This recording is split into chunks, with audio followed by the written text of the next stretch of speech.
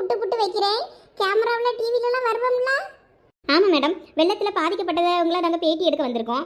ஏம்மா வெள்ளம் வந்துட்டு போயே 2-3 வாரம் ஆன மாதிரி ஆகிப்போச்சம்மா. இப்போ என்னம்மா பேட்டி எடுத்துக்கிட்டு இருக்க நீ பேட்டி? மேடம் நாங்கள் உருப்படாத சேனல் அப்படின்ற ஒரு சேனல்லேருந்து வந்திருக்கோம். எங்களுக்கு இப்போ தான் மேடம் இந்த ஊருக்கு பேட்டி எடுக்க வர சொல்லி சொன்னாங்க, அதனால வந்தோம் மேடம். டிவி நியூஸ்லலாம் கழுத்தளவு தண்ணிக்குள்ளே நின்று பேட்டி எடுப்பாவ உடனுக்குடன்னு சொல்லிக்கிட்டு, நீங்கள் இவ்வளோ லேட்டாக வந்திருக்கீங்களே மேடம். வத்தி போச்சு, வறண்டு போச்சு, இப்போ வந்து நின்று பேட்டி எடுத்தால் என்ன மேடம் அர்த்தம்? அதானே மேடம் உங்கள் ஊர்லேயும் தண்ணி கழுத்தளவு நிற்கும்னு நினச்சி வந்தோம், பார்த்தா தண்ணியெல்லாம் வத்தி போச்சு. நாங்கள் என்ன மேடம் பண்ணுறது? இங்கே பாருங்கம்மா, நீங்கள் ஒன்று பண்ணலாம். எங்கள் ஒரு ஆற்றுக்குள்ளே போனீங்கன்னா கொஞ்சம் தண்ணி இருக்கும், அந்த தண்ணியில் நின்று நீங்கள் பேட்டி எடுத்தோன்னா கரெக்டாக இருக்கும், பார்த்துக்கிடுங்க. மேடம் அந்த ஆறு எங்கே இருக்குன்னு சொன்னீங்கன்னா நாங்கள் கேமராவை அங்கே ஷிஃப்ட் பண்ணிடுவோம். நீங்கள் கேமராவை ஷிஃப்ட் பண்ணிடுவீங்க, உங்களுக்கு பேட்டி கொடுக்க நாங்கள் இருக்க மாட்டோமே. நாங்கள் ரேஷன் கடையில் டோக்கன் வாங்க போகிறோம். வெள்ளத்தில் பாதிக்கப்பட்டவங்களுக்கு 6000 ரூபா தரேன்னாவே இப்போ 5000 ரூபா தான் தராவலாம்.